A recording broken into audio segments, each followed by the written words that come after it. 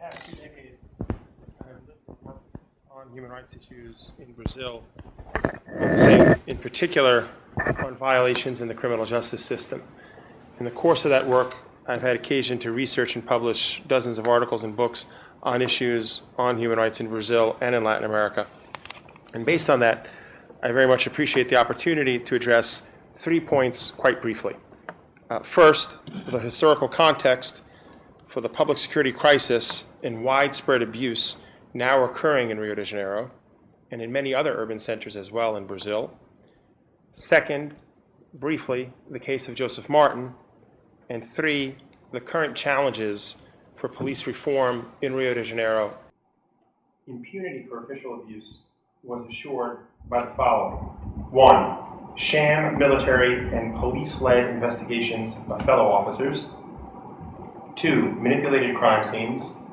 3, poorly prepared and sometimes falsified coroner's reports. And 4, special military jurisdiction for most police offenses. In 1988, Brazil adopted a new constitution. In 1989, the first direct elections for president were held. Over the past 2 decades, Brazil has made enormous strides in democratizing society and in promoting economic growth. Yet despite vital changes since the transition to democracy took hold 2 decades ago, changes that have made the country, as the chair has recognized, a regional and global leader in many ways, the criminal justice system has lagged far behind. Tragically, the police continue to be extremely violent. They continue to engage in torture. They continue to kill shockingly high numbers of civilians. And when they commit abuses, many of the same techniques applied during the military dictatorship continue to ensure their impunity.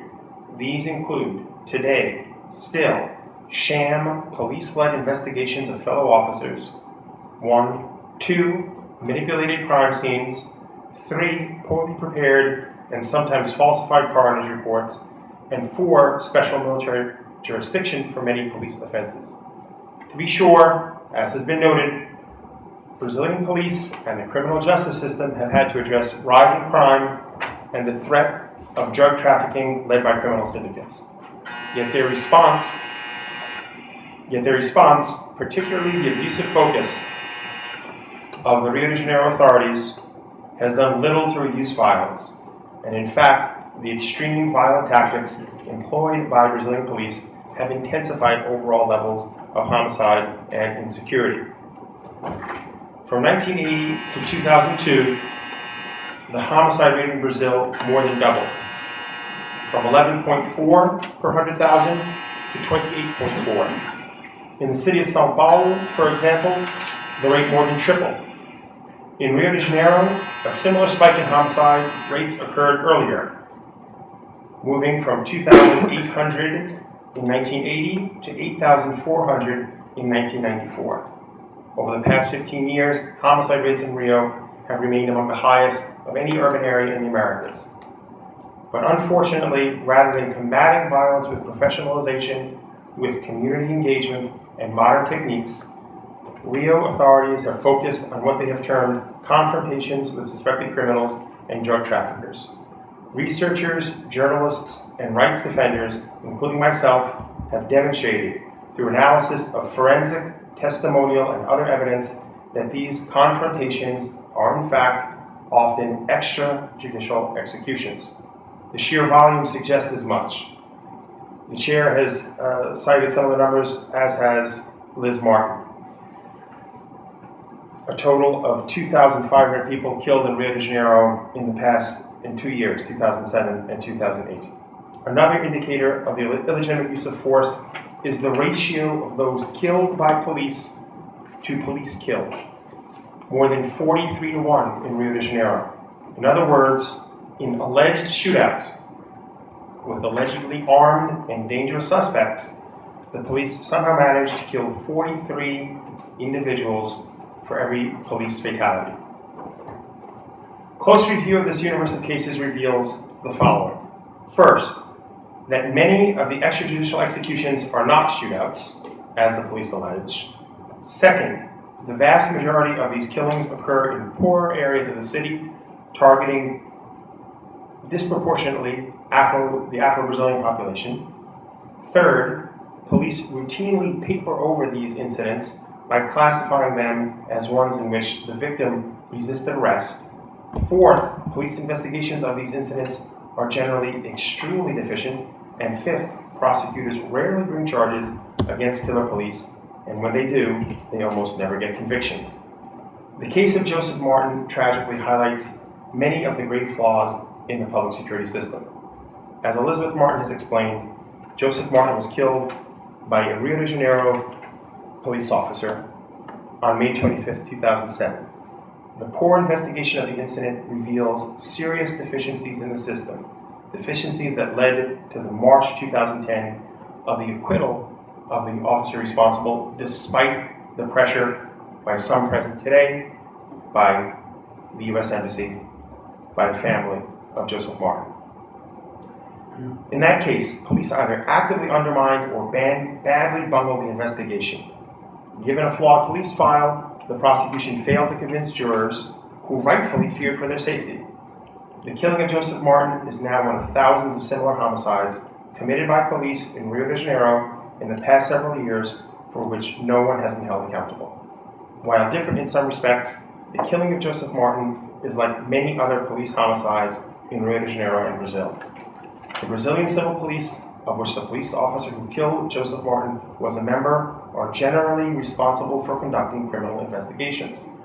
The fundamental conflict of interest that arises from assigning police investigators the responsibility of investigating their colleagues is compounded by a strong culture of loyalty to other police, but not the law, within the police force. This problem took concrete form in Joseph's case as the civil police responsible for investigating one of their own failed to gather essential and easily available witness testimony. As Liz Martin has mentioned, 4 witnesses appeared on their own account at the police station to offer statements. The police failed to take these statements and failed even to inform the prosecutor of the existence of these 4 individuals. The foreseeable consequence of the trial, as Liz Martin observed and noted, was the acquittal of Joseph Martin's killer. Finally, part of the focus on Brazil moving forward, particularly for the international community, must concern the World Cup to be held in 4 years and the Olympics to be held in 2016, as the chair has noted. A fair question to be asked in this context is whether authorities in Rio de Janeiro, in the case of the Olympics, and the various sites that will host the World Cup, will implement a security policy for these global encounters that is consistent with even the most minimal standards of international human rights law. In this regard, the 2007 Pan American Games in Rio is a worrisome precedent. In the run-up to those games, police killings and other abuses increased significantly. In June 2007, just weeks before those games, police killed 19 people in a single day in the Complexo do Alemão complex community in Rio de Janeiro.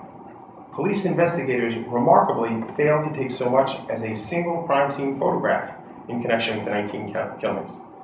That case remains stalled to this day, despite the fact that a panel of forensic experts commissioned by the Brazilian federal government concluded that the police had committed extrajudicial executions. To date, Brazilian authorities, with few exceptions, have responded to the challenges presented by insecurity and crime by intensifying state violence and concomitant rights violations. Attempts at meaningful reform have been met with harsh responses by affluent residents, corrupt political forces, media, and most worrisome, by police themselves. In the months preceding the decision of the Olympic Committee, authorities in Rio, for example, took measures to surround poor, visible, high-crime areas with large walls, in effect hiding rather than addressing the problems of urban violence, gross inequality, and official neglect and abuse. In conclusion, unless radical change of the police and security system in Rio de Janeiro occurs in the next several years, one can expect extraordinary levels of police abuse and low levels of citizen and visitor security. The international community, the people of Brazil and its authorities must work together to ensure a new approach, one grounded in citizen engagement, popular participation, and respect for fundamental rights, if we are to avoid the mistakes of the past. I thank you for your time and attention.